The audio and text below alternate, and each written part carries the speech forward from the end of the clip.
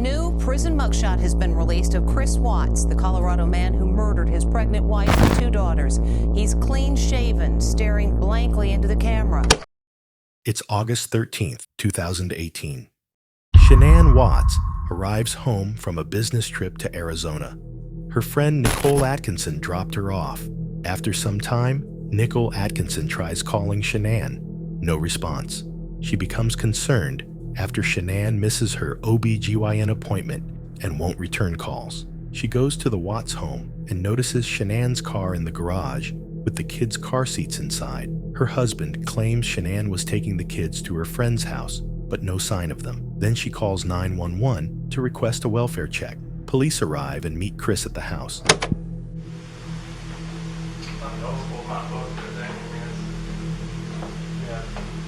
It didn't look like she went through and packed up a bag or anything. There's all that at the bottom, so it'd be kind of hard to tell if she took a little bit, or it'd be easy to tell if she took a lot, but it's hard to tell if she took a little bit or not.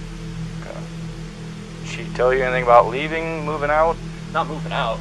I mean, the last time I talked to her was this morning. She said she was going to take the kids to a friend's house, and then that's where she was going to be. And then I've texted her today and never heard anything. But cars here. Right. Are here. Unless somebody came and picked her up. But the people that I know, nobody's heard from her, nobody's seen her. Right.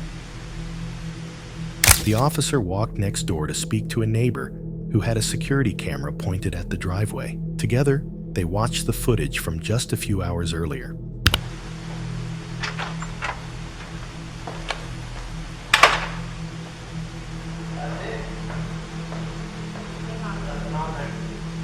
What's that? Nothing on there. You just have my camera. Lay down. Loaded my stuff up in my coolers, my water jugs, my book bag, my computers, some of the tools that I had in the toolbox. I knew I was going to have to do some pumping into rubbers today. That's why I was out so far. Is this on continually Yep. recording? Yep. Well, It's not, is it any motion or is it? event. Okay, so it's motion. Any motion event that happens, but I get cars driving from this street. This is him at 517.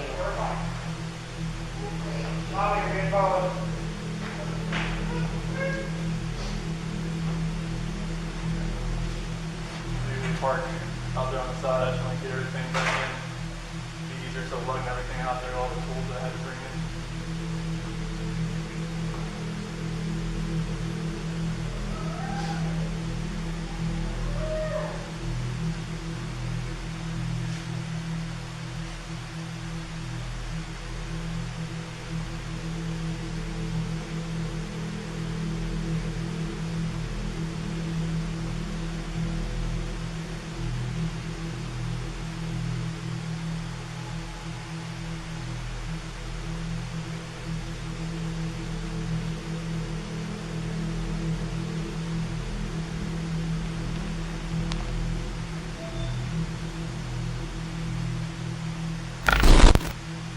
If there was any sort of action out I know there, his camera's I would have got it. Like Right. we had issues the other week when people were stealing stuff out of like garages and stuff like that.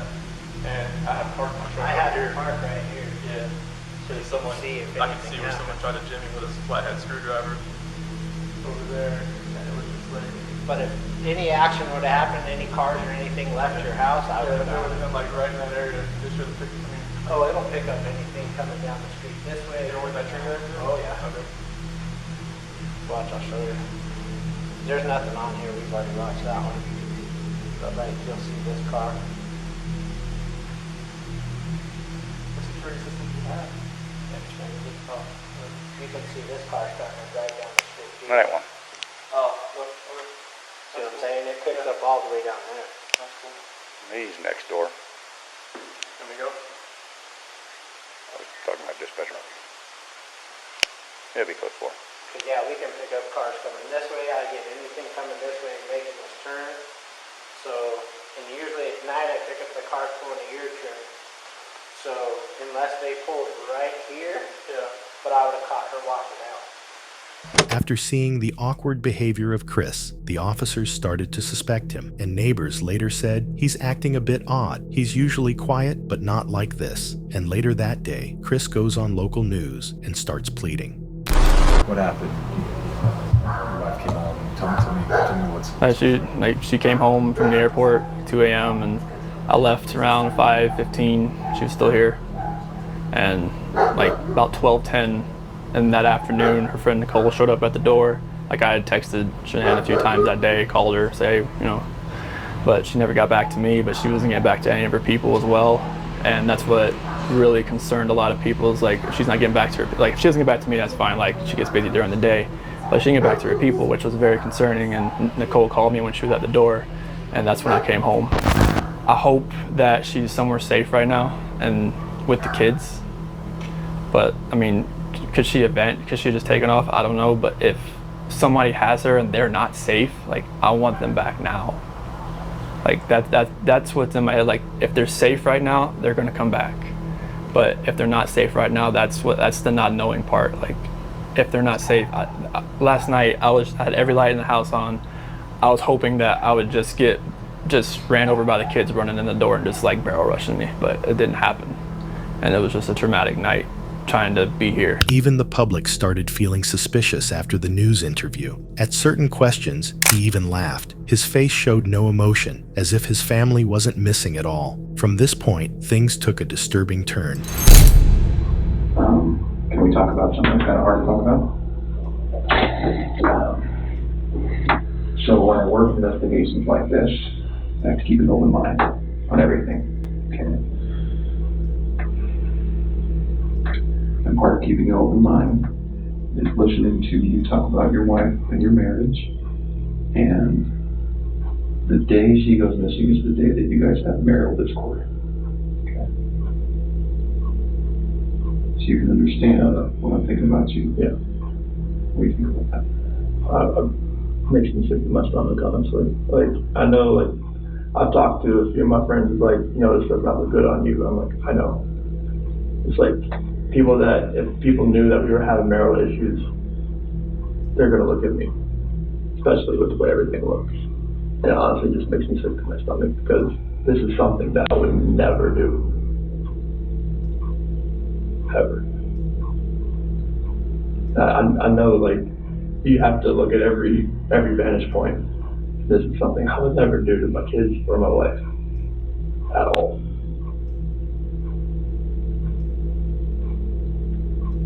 The officer take a pause here because it is a part of the Reed interrogation technique. After asking a critical or confrontational question, the investigator intentionally remains silent, often maintaining eye contact, and let the suspect sit in the tension. I'm not sure, like, what I could do, like, to make people believe that, just because if they knew we were having marital discord, they would automatically look at me. But I would harm anybody in my family at all.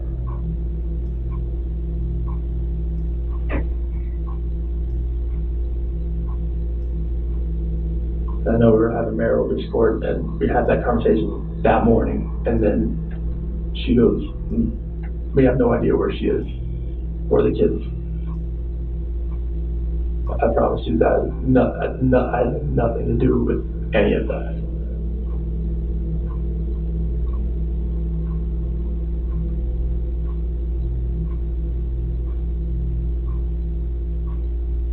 Are you telling me the truth? I'm sorry. Why should I believe you? Because I'm a very trustworthy person, and the people that do know me, they know how I'm a calm person. I am not an argumentative person. I am a person who is never going to be abusive or physical in any kind of relationship. I will never harm my kids. I will never harm my wife. I mean, you can talk to any of my friends, any of her friends. They know me. They know I'm a low-key guy that's quiet. I'm not about confrontation. I'm not about anything that elevates to that level. I mean, like, if someone like yells at me, screams at me, I just take it, and try to get it by the wayside and get it back to where it's just a cool conversation to where like none of that gets to that height. Because I am not that person. I've never been that person.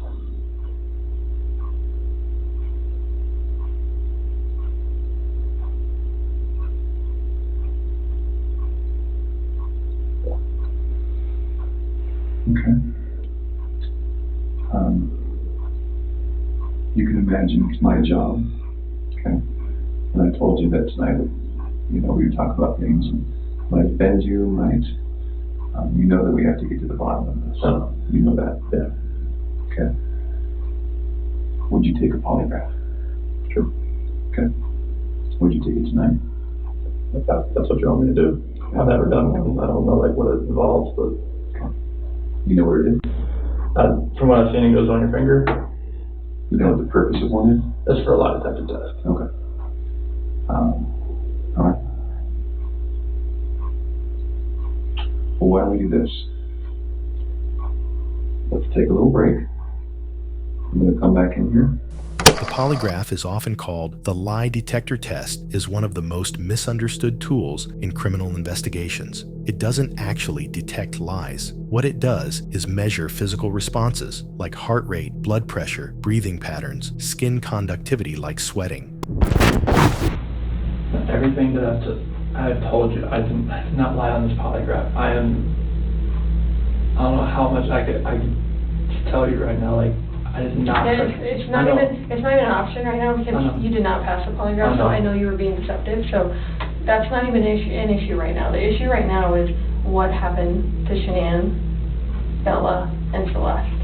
That's the issue right now. Okay. Okay, so let's talk about that. I know you want to tell us. I can see it in your face. Holding this lie in is going to do nothing for you. I know this. Like, okay. I'm not like trying to like cover things up. Like. Yeah, but you kind of are because it's normal. Normal people would do that. Normal people that make a mistake initially are going to go, I don't know what you're talking about. I didn't do anything. That's normal. I would expect that. It's just like if you ask your kid, did you write on the wall? And they go, no. And you're like, you have a marker on your hand. Like, I know you just wrote on the wall. And they're like, oh, okay. That's a natural reaction that someone's going to initially lie about something like that and then eventually tell the truth. So this is your eventually telling the truth time. This is where the rubber meets the road, Chris. Like, don't let this continue any longer, please. I'm not trying to make anything continue. Like, I want them back home, like.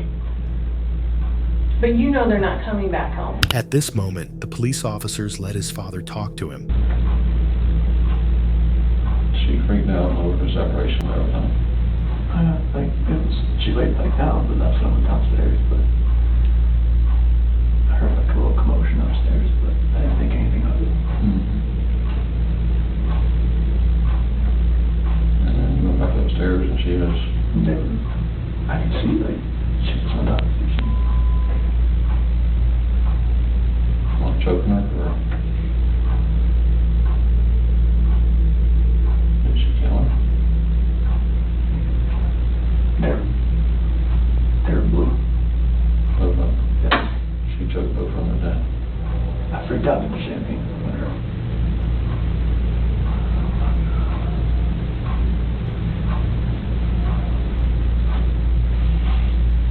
I don't want to say it though.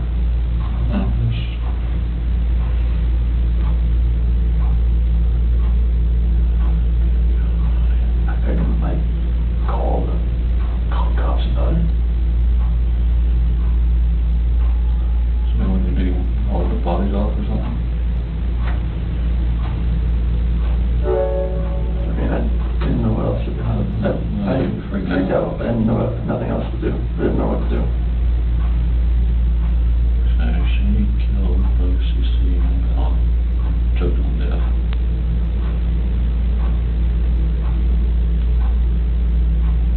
You lost it and choke her or?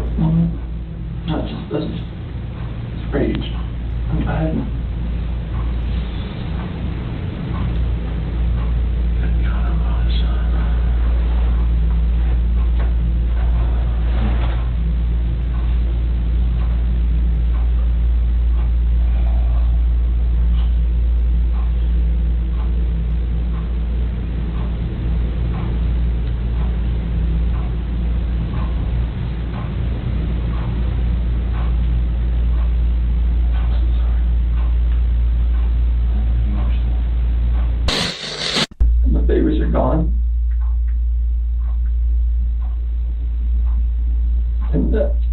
I put my hands around my wife's neck and did that same thing.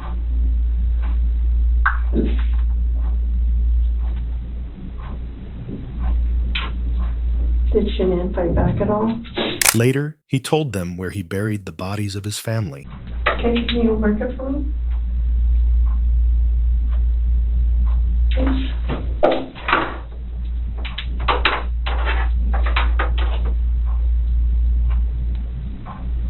I think it's the paper. It's just gonna be is that S for Shanann? Okay, and where are the girls at? Mm-hmm. And me? Mm-hmm. So which one is, do you know which one? Why take their bodies out of the house and bury them? I was scared. I didn't know what else to do. Later, police team recovered the bodies, and eventually, Chris murdered all 3 of them. He has been lying to everyone, but he accepted the truth before the judgment.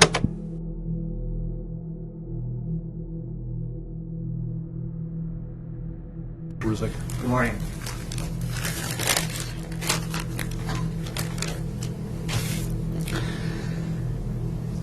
What I'd like to say to the courts that Shanann, Bella, and Nico are loving, caring people.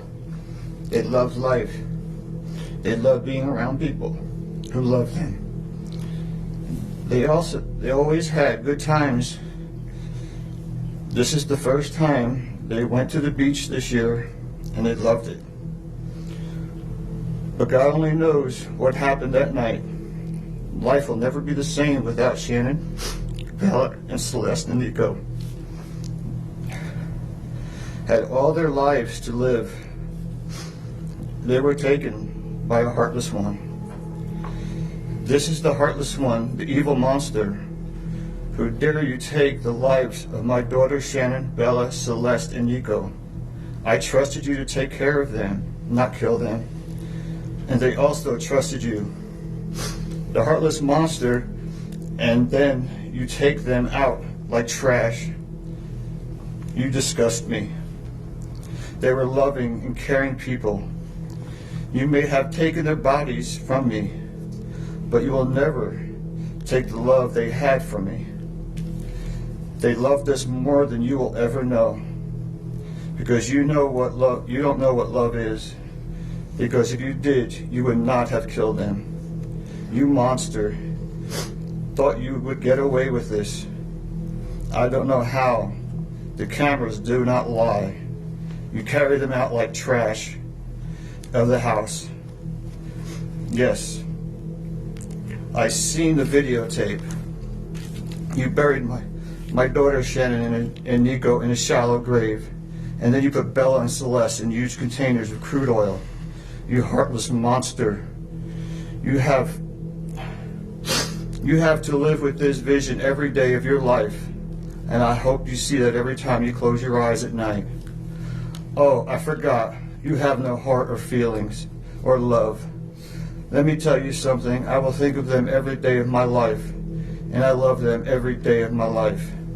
Prison is too good for you. This is hard to say, but may God have mercy on your soul. I hope you enjoy your new life. It's nothing like the one you had out here. May the courts have no mercy on you. It's hard every day. It hurts in so many ways. I have heard people say that you're not a monster. No, you are not. You're an evil monster. Thank you. Love you, Shanann, Bella, and Nico. Love you, Pop and Dad. And one other thing. And Shanann says she is super excited for justice today. Thank you, Your Honor. Thank you, sir. The arguments made by the attorneys, the court has considered the statements made by the victims in this case. The court's going to find that the plea agreement is fair and reasonable under the circumstances. I want to acknowledge the Rusick family as well as the Watts family that showing mercy on Mr. Watts is understood, and I respect that decision to request that the district attorney not seek the death penalty in this case. And so the court is going to accept this plea bargain under the circumstances. Words that come to mind when I hear the evidence in this case are a senseless crime and the viciousness of the crime. And equally aggravating in this court's determination is the despicable act of disposing of the bodies in the manner in which they were done in this case.